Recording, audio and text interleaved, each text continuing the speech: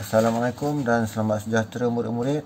Berjumpa kita lagi pada kali ini. Baik, hari kali ini cikgu nak terangkan tentang apa yang dimaksudkan dengan kata majmuk.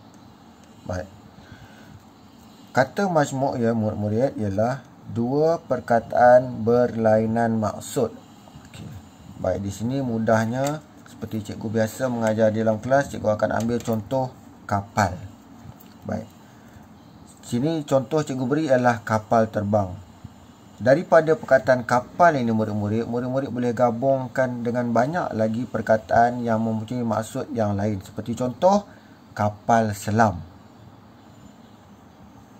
kapal kargo. Di situ pun dah ada 3 contoh daripada perkataan kapal.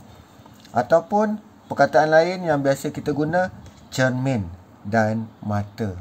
Dua benda yang berlainan maksud. Seperti kita tahu bila sebut cermin ialah tempat untuk kita membiaskan wajah kita. Tempat kita untuk bersiap-siap jika selepas mandi, atau tempat untuk kita mengenakan bedak dan sebagainya. Manakala mata pula ialah panca indera yang kita gunakan untuk melihat. Tapi apabila kita gabungkan cermin dan mata, jadilah satu objek yang membantu orang yang rabun untuk melihat, sama ada jarak jauh ataupun dekat.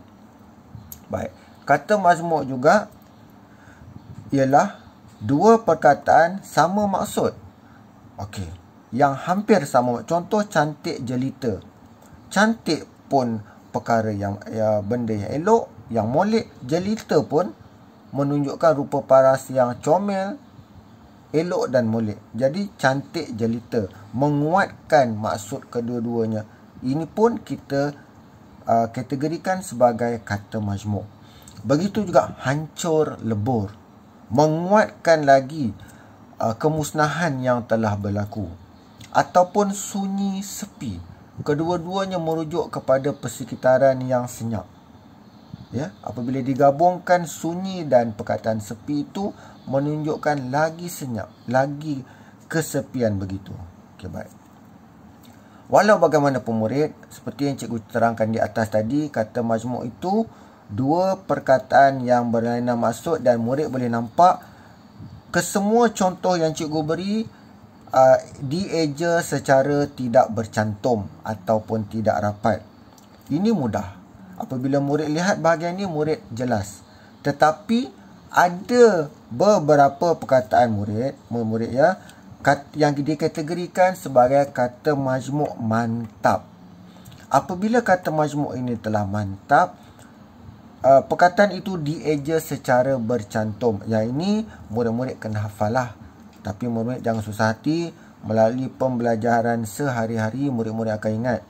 Cuma ada beberapa sahaja perkataan yang telah mantap, iaitu antaranya yang cikgu boleh beri contoh yang murid-murid selalu jumpa, setia usaha. Okey, setia dan usaha, dua perkataan yang jika dipisahkan membawa maksud yang berbeza tetapi ditulis secara bercantum. Ini juga kita kategorikan sebagai kata majmuk, tetapi kita panggil sebagai kata majmuk mantap. Begitu juga dengan warga negara. Okey, apabila dicantumkan menunjukkan penduduk di sesebuah negara yang macam mana kita nak kata ya, penduduk bukan asal di sebuah negara yang mempunyai hak dan kelayakan untuk memiliki harta dan sebagainya. Murid-murid kena faham ya, kalau bukan warga negara, banyak hak-hak yang tak boleh diperolehi. Sebagai contoh, murid-murid di sekolah pun tahu. Apabila murid-murid tergolong sebagai warga negara, murid layak mendapat bantuan buku teks. Okey, murid layak yang mana yang kurang berkemampuan layak untuk mendapatkan bantuan RMT, layak mendapatkan bantuan susu sekolah dan sebagainya. Tetapi bagi murid bukan warga negara, jika mereka layak untuk mempunyai pendapatan yang layak untuk mendapat RMT, mereka tidak layak untuk mendapatkan bantuan itu kerana status mereka bukan warga negara. Okey. Baik. Seterusnya tanda tangan. Ini biasa kita jumpa, biasa kita dengar. Tanda tangan ialah salah satu contoh kata majmuk mantap. Jadi di sini murid nampak ya.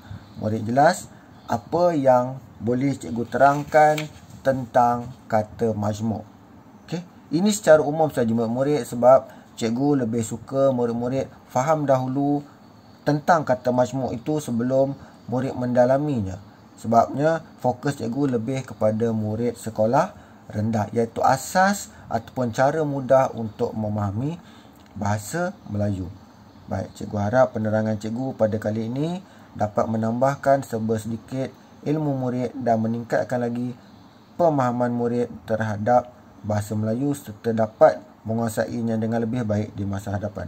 Sekian dahulu, wassalam.